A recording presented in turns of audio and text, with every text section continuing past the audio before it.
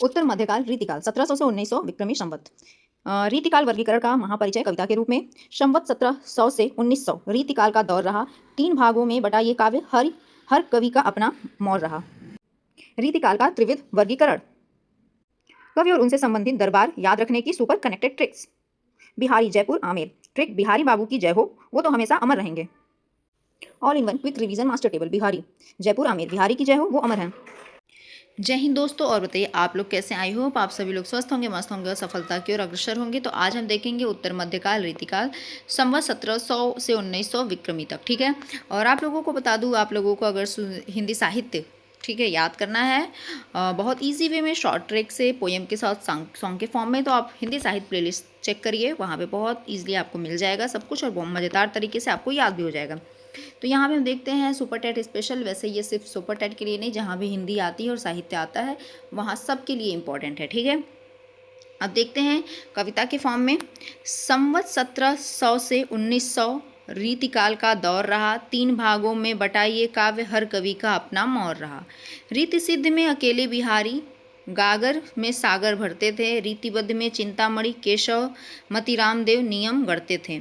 रीति मुक्त में घनानंद, आलम, बोधा ठाकुर ने प्रेम बहाया। दरबारी कवि थे सारे, ब्रजभाषा में सवैया छंद सजाया। श्रृंगार रस की रही प्रधानता, राजाओं का मिलता था मान। चलो याद करें अब हम एक सुर में, किसका कौन सा दरबार प्रधान। तो यहाँ पे है रीतिकाल का त्रिविध वर्गीकरण, चुटकियों में याद रखने का माइंड मैप। ठीक है, रीति सिद्ध काव्यधारा, इसमें कौन है, बिहारी। शॉर्ट ट्रिक क्या है, सिद्ध पुरुष अकेले होते हैं, अकेले बिहारी। ठीक है, कौन है, अकेले बिहारी। अभी के टाइम पे आप लोग देखे ही होंगे कि बिहार में क्या जो प्रोटेस्ट चल रहा था, कितना मज़ेदार तरीके से सॉन्ग वगैरह पे वाटर कैनन का वो था, जो पानी चल रहा था उसमें डांस वगैरह करना। तो वैसे याद रखिए, अकेले बिहारी, रीति सिद्ध। ठीक है, रीतिबद्ध काव्यधारा, इसमें रीतिबद्ध काव्यधारा जो है, इसमें चिंतामणि, केशवदास, मतिराम, सेनापति और देव हैं। रीतिमुक्त काव्यधारा घनानंद, आलम, बोधा ठाकुर। देखते हैं रीतिकाल के मुख्य बिंदु क्या हैं। इस काल के अधिकांश कवि दरबारी राजाओं के आश्रय में रहने वाले थे। ठीक है, इनके काव्य में श्रृंगार रस की प्रधानता थी। काव्य भाषा मुख्य रूप से ब्रजभाषा थी और इनका सर्वाधिक प्रिय छंद सवैया था। ठीक है, अब ये सोच लीजिएगा कि अगर मान लीजिए हिंदी के पेपर में छंद से कुछ आता है और इन लोग का कुछ ऐसा नाम हो या फिर इन लोग का कोई आप पंक्ति जानते हो और पूछ दिया, तो उसमें जान जाइएगा कि सबसे ज़्यादा सवैया छंद का इन लोगों ने यूज किया है। ठीक है, तो कवि और उनसे संबंधित दरबार याद रखने की सुपर कनेक्टेड ट्रिक्स। ठीक है, बिहारी, ये कहाँ के, जयपुर, आमेर। ठीक है, यहाँ से ये बिलोंग नहीं करते थे, मतलब कि जो आमेर के राजा थे उन्हीं यहाँ। ठीक है, तो अब देखते हैं बिहारी बाबू की जय हो, वो तो हम हमेशा अमर आमेर रहेंगे। ठीक है, यानी कि बिहारी जो है कवि बिहारी हैं और आमेर में और जैसे जयपुर। ठीक है, चिंतामणि जो है, ट्रिक क्या है, नागपुर। अगर सामने नाग मतलब नागपुर नाग आ जाए तो चिंता होना पक्का है। ठीक है, केशवदास ओरछा, ट्रिक क्या है, जब केशव यानी कृष्ण केशव बाल रूप में माखन चुराते थे तो यशोदा मैया कहती थी, ओ रे ओ ओट ओरछा। ठीक है, मतलब मैं छुप जा, मतलब उनके जो आंचल होते थे उसमें ओरछा में छुप जा।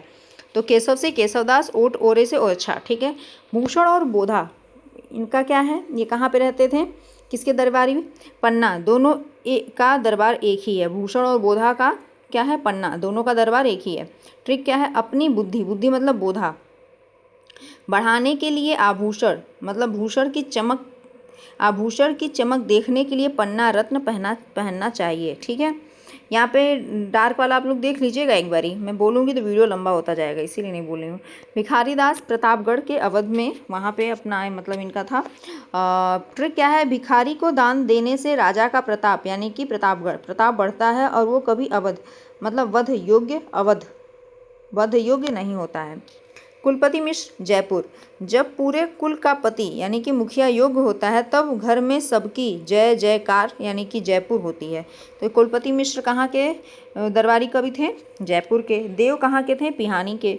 देवताओं यानी कि देव की पूजा करने के लिए पंछी भी पी पी की मीठी आवाज़ निकालते हैं, पी से पिहानी। मतिराम कहाँ के थे दरबारी कवि, बूंदी के। जिसकी मति अच्छी, बुद्धिमती मतलब कि बुद्धि, जिसकी मति अच्छी होती है उसे ही खाने को मीठी बूंदी का लड्डू मिलता है।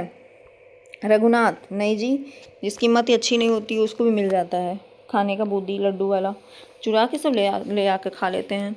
रघुनाथ क्या है? काशी के थे, ठीक है। देखते हैं रघुनाथ का क्या है। रघुनाथ मतलब भगवान राम के परम भक्त शिव जी की नगरी तो काशी ही है, ठीक है। अब देखते हैं, वैसे रघुनाथ मतलब शिव जी नहीं होता है, राम जी होते हैं, लेकिन फिर भी आप ट्रिक से याद रखिएगा ऐसे।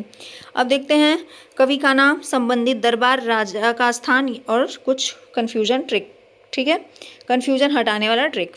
बिहारी कहाँ के, किसके राज दरबार कवि थे? जयपुर, आमेर, ठीक है। बिहारी की जय हो वो अमर हैं। चिंतामणि नागपुर के सामने नाग देखकर चिंता होना तो बनता है। केशवदास ओरछा, केशव माखन खाकर ओरछा मतलब ओट में छिपे, ठीक है।